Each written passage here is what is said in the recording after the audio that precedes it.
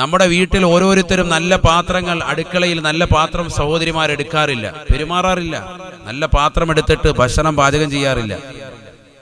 അല്ലെങ്കിൽ പ്ലേറ്റിൽ മറ്റുള്ളവർക്ക് വിളമ്പി കൊടുക്കാൻ വേണ്ടി ആരെങ്കിലും വരട്ടെ എന്ന് പറഞ്ഞിട്ട് നമ്മൾ കാത്തിരിക്കുകയാണ്. മറ്റൊരാൾ വരട്ടെ, ആരോ ഒരാൾ വരാനുണ്ടെന്ന് പറഞ്ഞ് നമ്മൾ കാത്തിരിക്കുകയാണ്. നമ്മളൊക്കെ ഭക്ഷണം മറ്റുള്ളവർക്ക് എടുത്തു കൊടുക്കാൻ നമ്മൾ ആരും തയ്യാറാകുന്നില്ല. അള്ളാഹു നമ്മളെ കാത്ത് സംരക്ഷിക്കട്ടെ, അല്ലേ? ശരിയല്ലേ?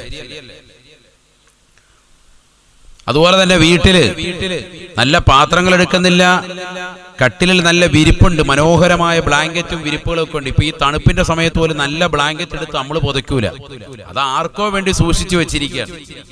നല്ല വസ്ത്രങ്ങളുണ്ട്, എടുത്ത് ധരിക്കൂല, ആരെങ്കിലും വരുമ്പോ ധരിക്കാമെന്ന് പറഞ്ഞു വെച്ചിരിക്കുകയാണ്. എന്നാൽ ഇലാ യൗമിൽ ഖിയാമ ആ നല്ല വസ്ത്രം അവിടെ ഇരുന്ന് തുരുമ്പടിച്ചു പോകുന്നതല്ലാതെ, അല്ലെങ്കിൽ അത് നശിച്ചു പോകുന്ന